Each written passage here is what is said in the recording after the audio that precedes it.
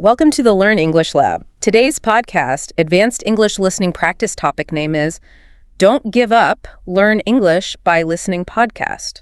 It's a topic that I think hits home for so many people. It really does. If you're joining us, you probably know that feeling, right? That frustration of just staring at textbooks, you're drowning in grammar rules, but then the moment a native speaker starts talking, it all just done up. It turns into a blur. Mm-hmm. You feel like you're constantly one step behind the conversation. Exactly. And you feel stuck. It's like the real world is moving way too fast for the English you learned in a classroom. It's a huge pain point. We see it all the time. So that's our mission for this deep dive. We are going to lay out a strategic guide on how to really use audio and podcasts in particular to get to that next level, to achieve real, spontaneous fluency. It's about transforming that struggle into something you actually enjoy, an adventure even. Yes.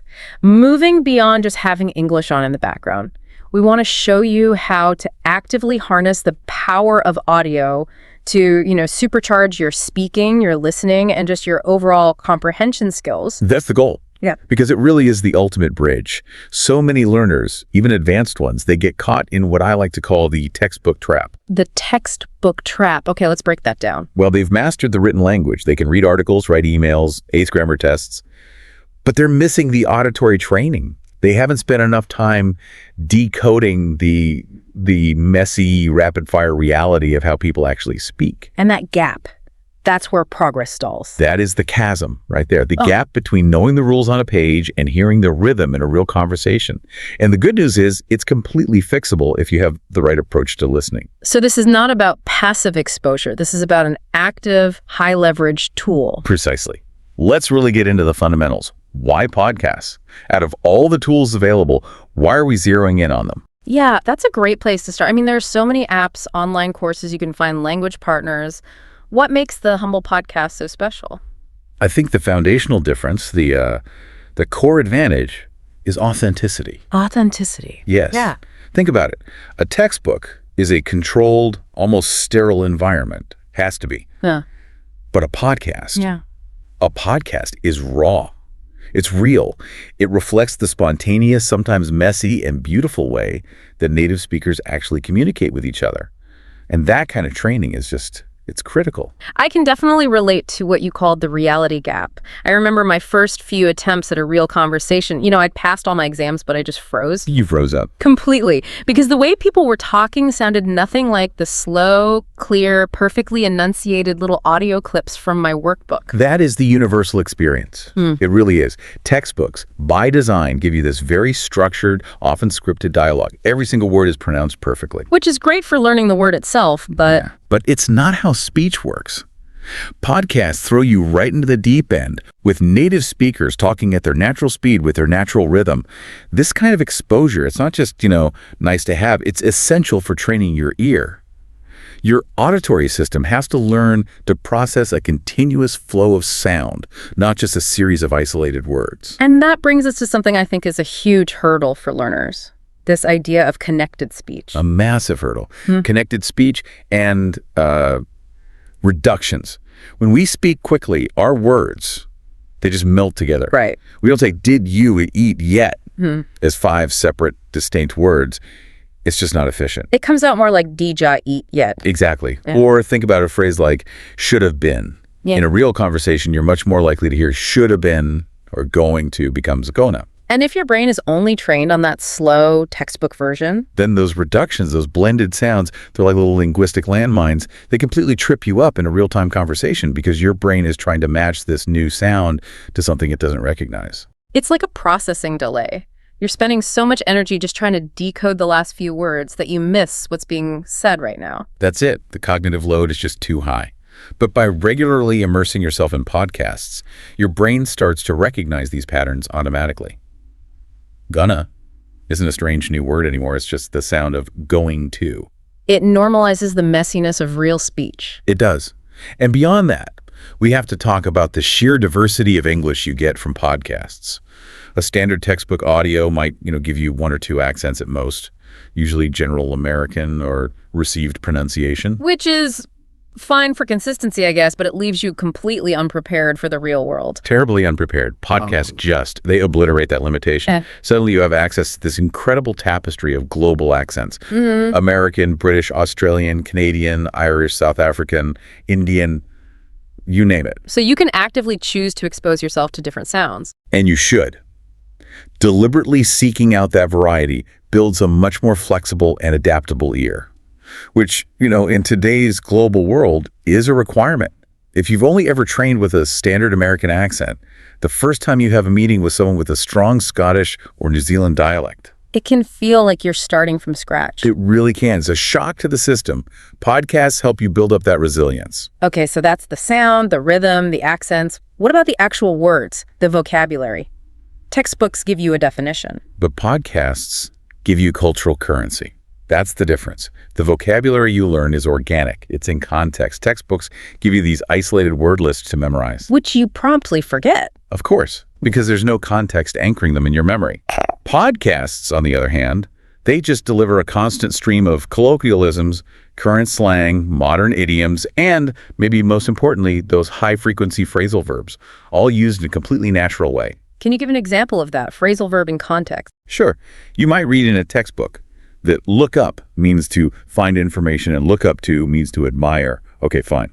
But hearing a podcast host say, I had to look up what that meant because I really look up to her and wanted to understand her point, that solidifies it. You internalize not just the meaning, but the feeling, the social use. You're learning how the language lives and breathes, not just its dictionary definition. Exactly.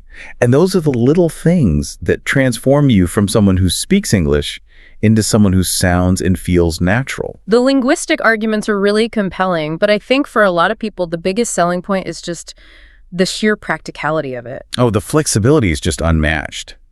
It's all about turning what we call dead time into productive learning time. Dead time. Yeah, all those little pockets of time in your day that are usually lost. Your commute in the car, waiting in line at the grocery store, doing chores like folding laundry or washing dishes. Things that don't require a lot of brain power. Right. They're perfect, low concentration moments where you can easily slot in 15, 20, even 30 minutes of listening practice. It requires zero setup. You don't have to get out a book or log into a website. It just integrates into your life. You don't have to carve out a special study hour in your already busy calendar. You just pop in your headphones while you're at the gym or walking the dog. And that convenience is what leads to consistency. Plus, you have this incredible on-demand control. Unlike a live class or a radio show, you are completely in charge. You can start, stop, pause, rewind. That rewind button is a lifesaver. Isn't it? You can replay a tricky segment as many times as you need to. If a host uses a complex term or makes a quick cultural reference you don't get, you just tap back 15 seconds, listen again with total focus, and really unpack it.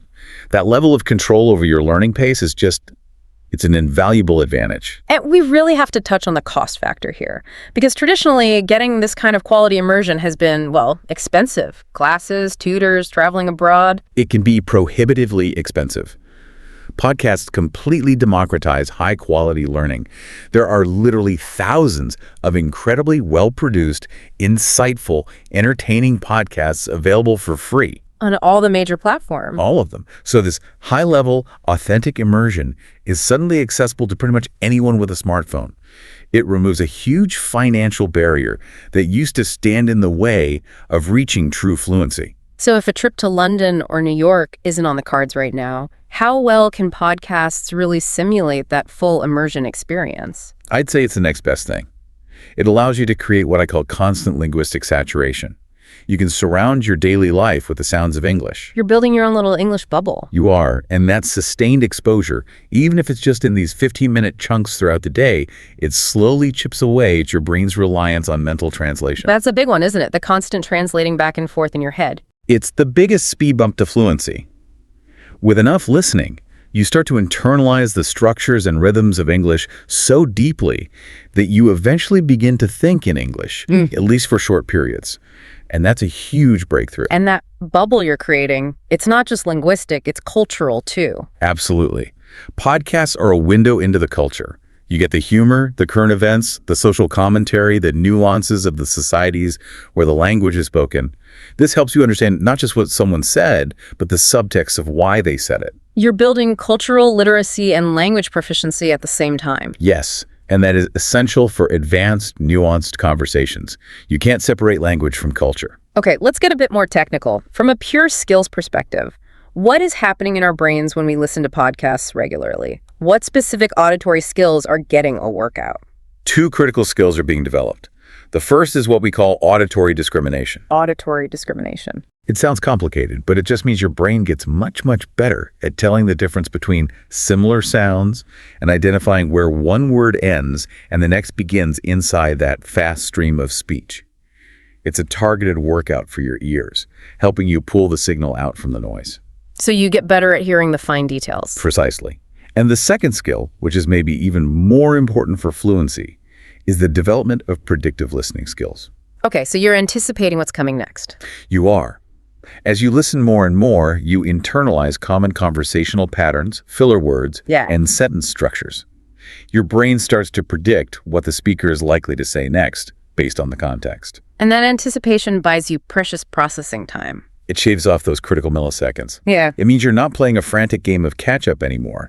You're processing in real time, which frees up cognitive bandwidth to actually think about your response, rather than just decoding what was said.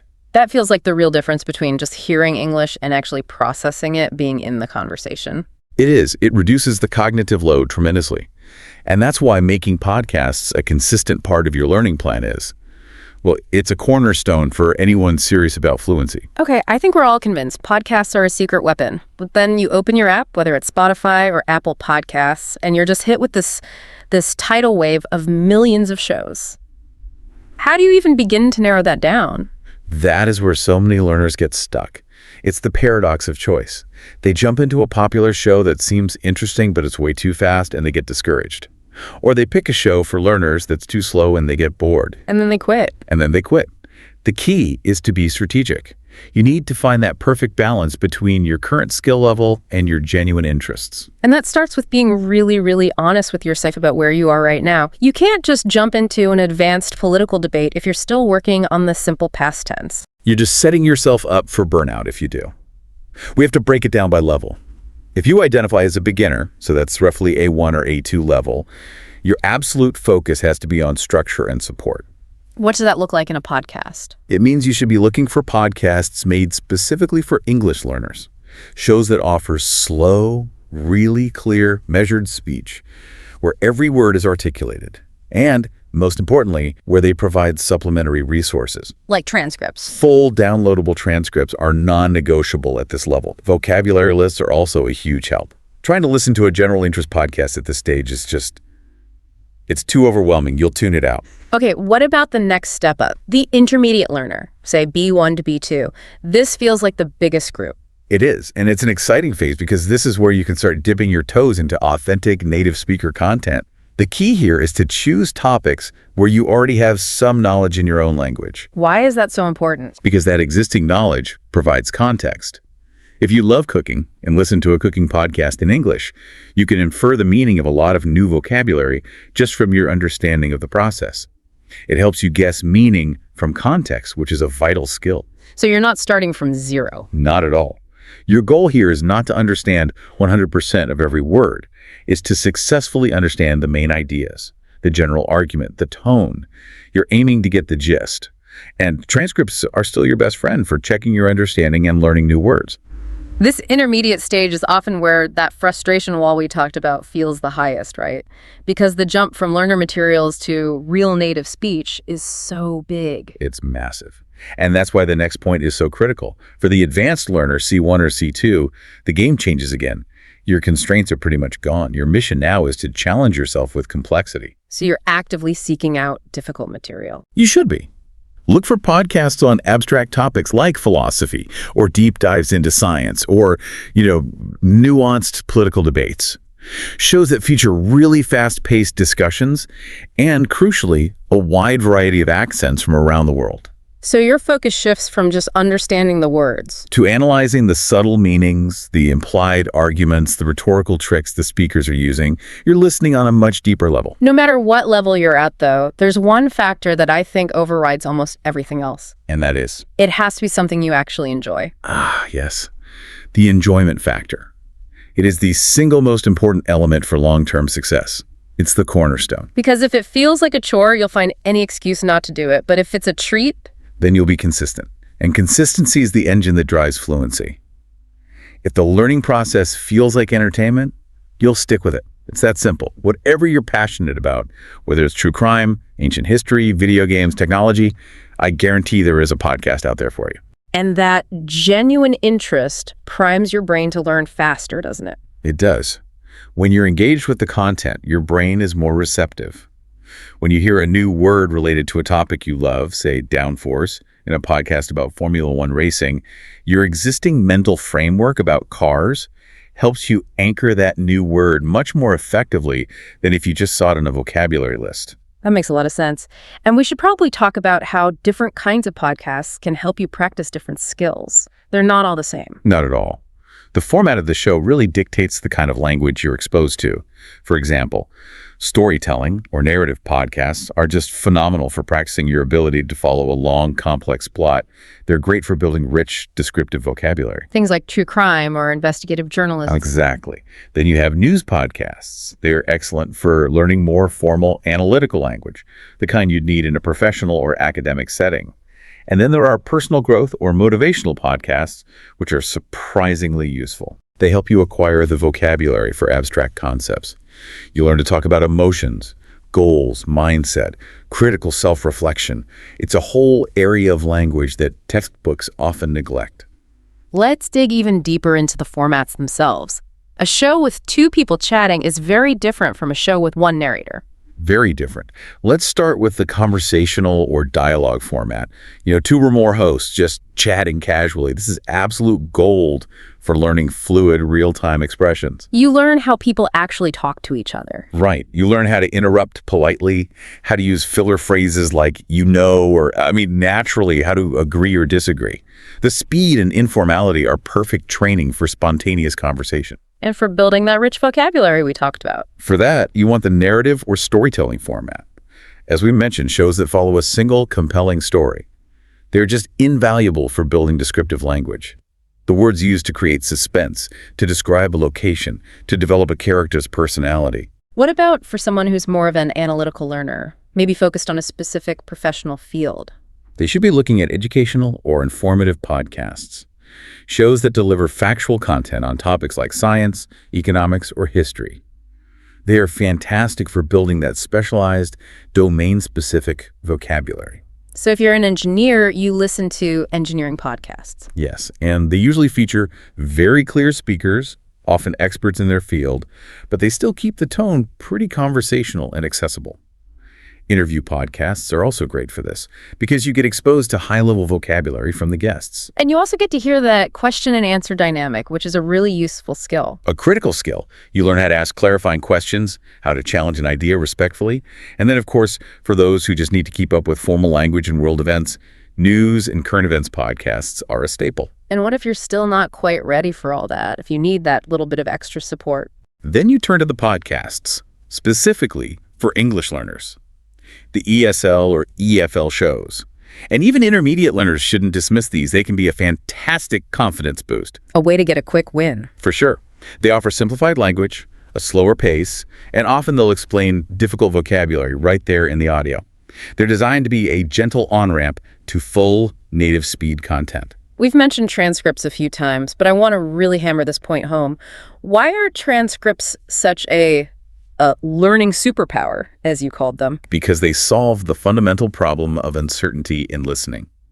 A transcript is the physical bridge that connects the sound you hear to the text on the page. It makes the invisible visible. Beautifully put. You can read along while you listen, which forces your brain to match the sound with the correct spelling and word shape. This reinforces spelling, it improves your reading speed, and it gives you immediate confirmation of what you thought you heard. And it's the best way to decode that connected speech we were talking about earlier. It's the only way, really. You see the words, "What are you going to do?" Right. Written perfectly on the page, but your ear is hearing something that sounds like, what are you going to do? The transcript exposes that transformation. It lets you see exactly how the sounds are being blended and reduced by native speakers. And once you see it, you can't unsee it. You start recognizing it everywhere. You do. You can highlight it, compare the written form to the spoken form, and then practice mimicking it yourself. Without a transcript, you might just think you misheard the whole sentence and feel frustrated. So before anyone commits to a new show, what's the audition process? You can't just subscribe to the first thing you see. No, you have to audition it. Always listen to at least a 5-minute sample. First, check the host. Is their voice clear? Is their pace okay for you? Is their accent understandable?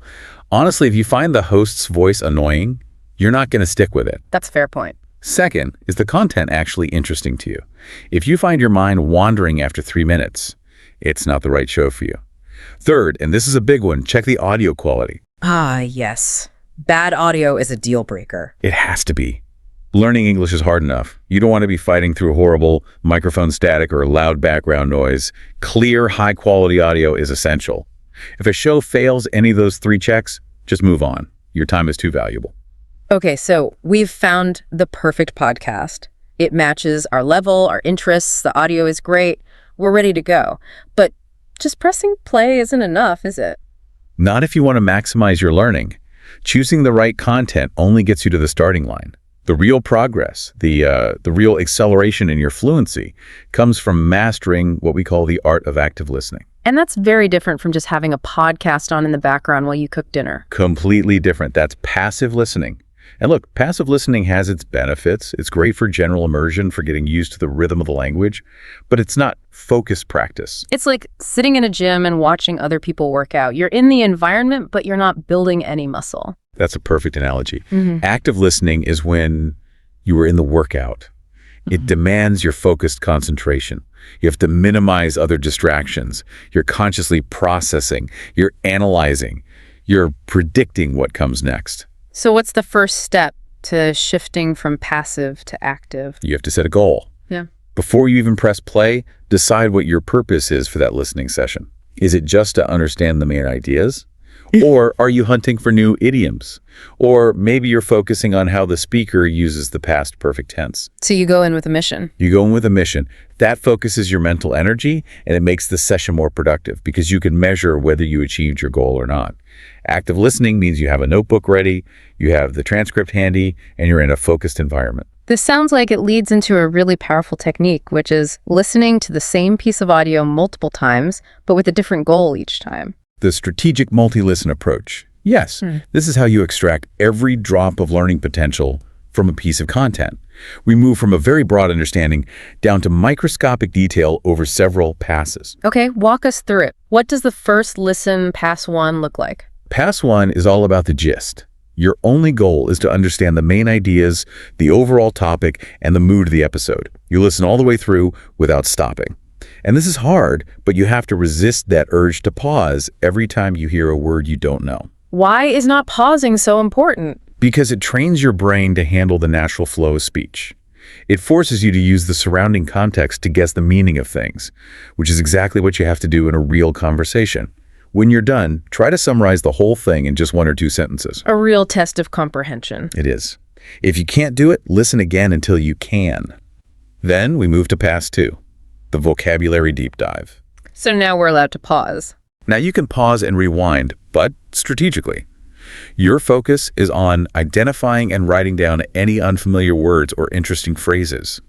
Use the context you got for the first pass to make an educated guess about the meaning before you run to a dictionary. You're training your inference skills. You are. Yeah. This is where you start doing the real analytical work. And then we have Pass 3, the mechanical analysis. This is where we get technical. You're listening again, but this time your focus is on the structure of the language.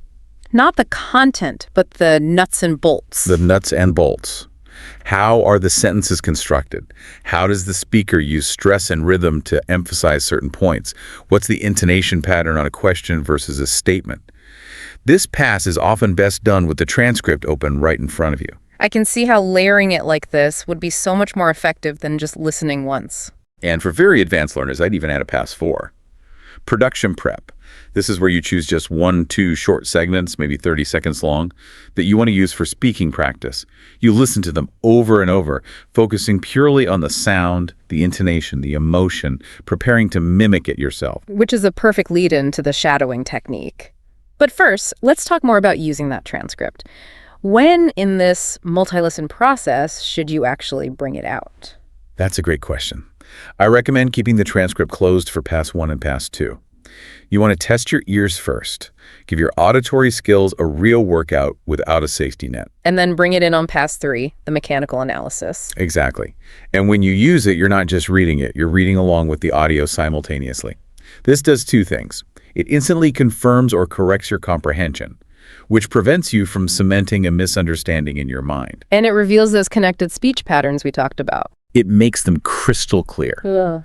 You can physically highlight the part in the transcript where you see he ought to, but you hear he oughta. It creates a visual map of the sound changes. It's incredibly powerful for connecting the written language, to the spoken language you're learning. Okay, so once we've done all this listening and analysis, the next logical step is to try and produce the sounds ourselves. Let's talk about shadowing. It sounds simple, but a lot of people find it incredibly difficult and frustrating.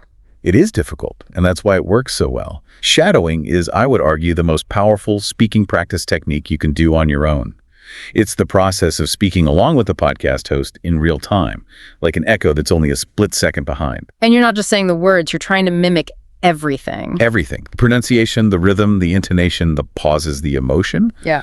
The goal isn't intellectual comprehension at that moment. The goal is purely mechanical and acoustic synchronization with a native speaker. So what's your advice for someone who tries it and just finds themselves stumbling and getting lost? Start smaller. Don't try to shadow an entire 5-minute segment. That's impossible at first. Use those 30-second clips you identified in Pass 4, and then repeat that same tiny clip 10, 15, 20 times. The repetition builds the muscle memory. And here's a really actionable tip. What about recording yourself? Oh, that's the pro-level move. Record your shadowing attempt on your phone. Then play the original 30-second clip, and immediately after, play your recording. Oof, that can be painful to listen to. It can be, but the feedback is instant and undeniable. You will immediately hear where your rhythm is off, where your vowel sounds are different, where you're putting the stress on the wrong syllable. You're comparing your music directly to the original. It is the fastest way to self-correct and start sounding more natural. And after all that intensive work, we need to make sure the information actually sticks. We do. And that's where active recall comes in.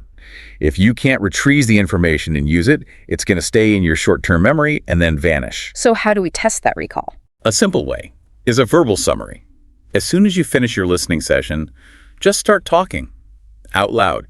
Explain the main points of the podcast to yourself or your cat. It doesn't matter. This forces you to articulate the ideas spontaneously, using your own words. It's a full stack exercise. Listening, understanding, organizing your thoughts, and then actually speaking. It is. Another great method is a written summary. Write a short paragraph about the episode, and here's the key. Make a rule that you have to use at least 5 of the new vocabulary words you wrote down during your deep dive. I like that. It forces you to use the new words immediately. And that leads to the most important point of all, contextualizing vocabulary. A definition is not enough. For every new word or idiom you learn, you need to write at least one original sentence that uses it in a way that's relevant to your own life. So it connects the new word to your existing memories. Exactly. And then you have to make a conscious effort to use that new word or phrase in a real conversation or an email within the next 24 hours. You have to activate it. If you don't use it, you lose it. That completes the learning loop. Let's shift gears a bit and talk about the emotional side of this. Because anyone who has tried to learn a language knows this feeling. You're motivated, you're doing your active listening, and then you just hit that frustration wall. The wall. Yeah. You feel like you can't keep up, you're missing too much, and that little voice in your head just says, this is too hard, I should just quit. The first thing we have to do is completely normalize that feeling. Frustration is not a sign that you're failing. It is a sign that you are learning. Say more about that. That's a powerful reframe. When you feel that frustration, it means your brain is being pushed outside of its comfort zone. It's being challenged. It's working hard to build new neural pathways. That feeling of difficulty is the feeling of growth. It's proof that the workout is actually working. So we should lean into it, not run away from it. We should. And the second part of that is managing your expectations. Even native speakers mishear things. Aiming for 100% comprehension, especially as an intermediate learner, is just. Yeah. It's a recipe for disappointment. So what's a more realistic goal? Aim for understanding the main ideas, the big picture. If you get 70–80% of the gist, that is a huge win. You have to learn to celebrate the small victories. Hey, I understood that complex sentence, or I recognize that idiom they used. That's what keeps you going. Okay, so the mindset is crucial. But what about in the moment, when the speed just feels like a fire hose of words? What are some practical tactics to tame that speed demon? This is where you have to embrace the technology you're using. Almost every podcast app has a playback speed option. Use it.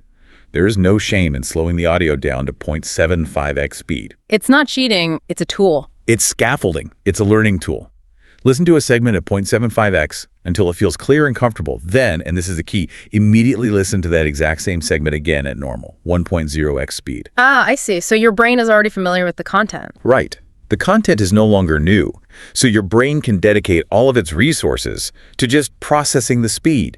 It's a way to bridge the gap. You'll be amazed at how much more you understand at full speed after hearing it slow first. You just gradually do that until you don't need the slower speed anymore. That's a great strategy. What about vocabulary? That urge to pause and look up every single unknown word. You have to fight that urge, especially on your first listen. It completely destroys your listening flow. Your primary strategy should be trying to infer the meaning from the context. Become a language detective. Be a detective. Use the other words in the sentence, the topic of the conversation, the speaker's tone of voice. Make an educated guess. Only flag a word to look up later if you absolutely cannot guess its meaning, and it seems essential to the main idea. Okay, and let's quickly touch on accents again. They can be a big source of frustration. They can. My advice is to be strategic. When you're first moving into native content, maybe stick with shows that have clearer, more standard accents like General American. Build your confidence there. And then branch out. Then deliberately branch out. Maybe dedicate a month to listening to podcasts from the UK. Then the next month, find a great Australian show. This targeted, focused exposure is what builds a truly global ear. So we have strategies for speed and vocabulary. What about just focus? My mind starts to wander during a long episode. The wandering mind is a common enemy. The best weapon against it is segmentation. Don't try to actively listen to a 60-minute podcast in one sitting. Break it into manageable 15 or 20-minute chunks. Treat each chunk like a mini lesson. And what if you're still zoning out? Then it might be a sign that the content is either too hard, too easy, or just not interesting enough for you. It's okay to switch things up. And that's also the key to breaking through the dreaded plateau. Ah, the plateau. When you feel like you've been working so hard for months, but you're just not making any visible progress. Plateaus are a natural part of any learning journey. They mean that your current methods have taken you as far as they can. The solution is novelty. You have to change your routine. If you always listen to interview shows, switch to a narrative storytelling podcast for a couple of weeks. If you've been listening passively on your commute, dedicate 15 minutes a day to intensive, active shadowing with a transcript. And critically, combine your listening with speaking. Use the podcast topic as a prompt to talk about with a language partner. That novelty is what shocks your brain out of the rut and kickstarts progress again. For those learners who are really serious, who want to go beyond just practice and really integrate this into their life, what are some of the power user strategies? The ultimate goal is to get to a point where listening to English is as natural and automatic as brushing your teeth. It's just part of the fabric of your day. How do you build that habit? You start by piggybacking on existing habits. Create a morning kickstart. While you make your coffee every morning, you listen to a 5-minute daily news podcast. It's non-negotiable. It primes your brain for English for the rest of the day. And you mentioned using mundane tasks before. Yes, lean into that. Every time you do the dishes or fold laundry or go for a run, that's your designated podcast time. You're pairing a new learning habit with an established routine, which makes it much more likely to stick. So that takes care of the constant passive to semi-passive exposure. But we still need the focused work. Absolutely. The combination is the magic formula. You need to schedule those dedicated active blocks. Put it in your calendar. Tuesday, 7 and 8:30 p.m., 20 minutes of active podcast analysis. Treat it like an important appointment. That's when you pull out your notebook and your transcript and you do the deep work. And to make that deep work even more effective, let's talk about journaling. How can we document our learning in a structured way? Podcast journaling is a game changer.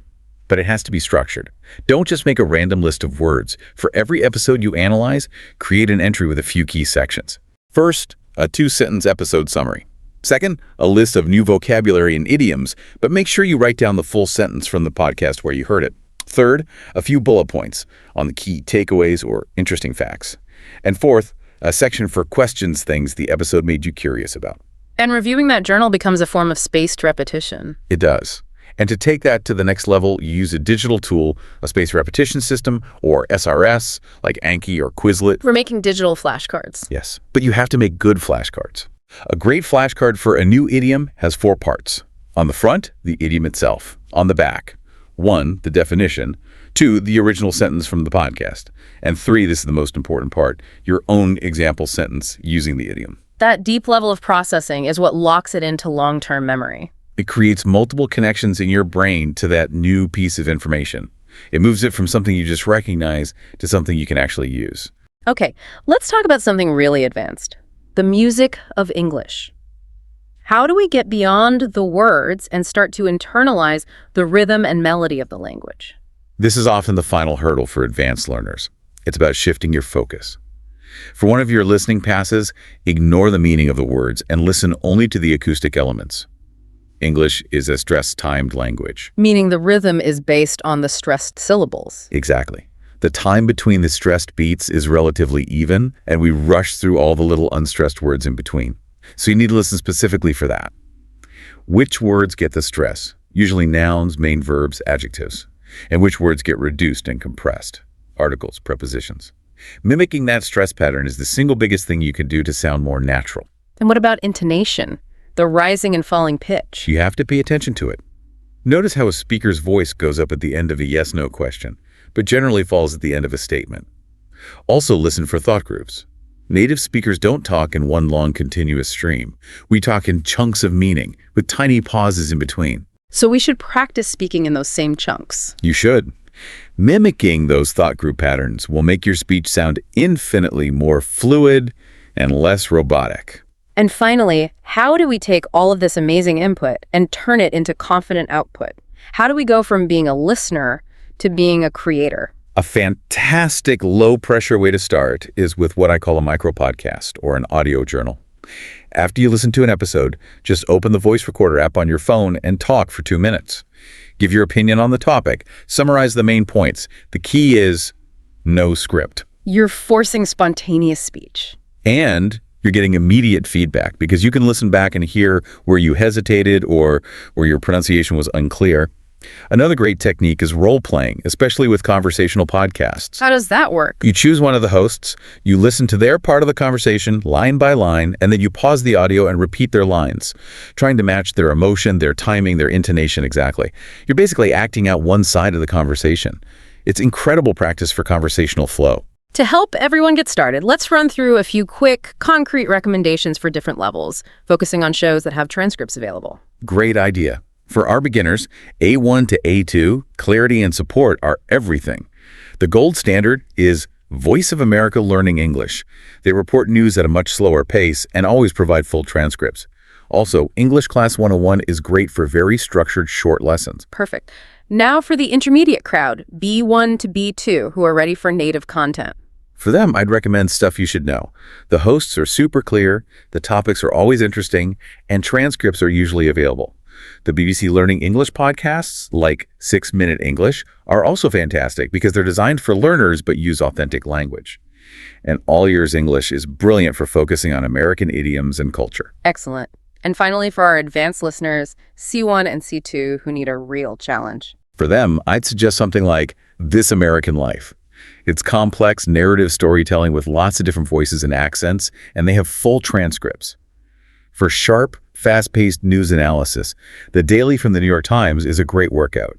And for specialized vocabulary in areas like economics and psychology, Freakonomics Radio is superb. I think the best tip is probably to mix and match. Don't just stick to your level. I agree completely. Yeah. Listen to something easier for a confidence boost, And then occasionally, try to listen to an advanced show that you know is too hard for you, just to see what you can pick up. It's a great way to measure your progress. Well, this has been an incredibly thorough deep dive. We've really shown how podcasts can be this transformative gateway to real, authentic English fluency. We've covered the why, the authentic language, the flexibility, and the how. The multi-listen approach, using transcripts, shadowing, journaling, the whole toolkit. The one big message we want to leave you with is that this journey is a marathon, not a sprint. It takes persistence. It takes patience. But you have to trust that the cumulative power of this consistent active exposure is immense. Every single minute you spend actively listening is another brick you're laying in the foundation of your fluency. So embrace that struggle. Know that when you feel frustrated, it's a sign of growth. Your brain is getting stronger. Your dedication is paying off, even on the days when it doesn't feel like it. So here is a final provocative thought for you to take away this week. Let's make this actionable. Choose one new podcast format you've never tried before. If you always listen to news, try a storytelling show. If you always listen to comedy, try an educational one. And from that episode, I want you to pick just one sentence and practice the shadowing technique with it. Just one. That small step is how it all starts. Thank you so much for joining us on this deep dive into English acquisition. If you found these strategies useful, be sure to like, share, and subscribe to this YouTube channel.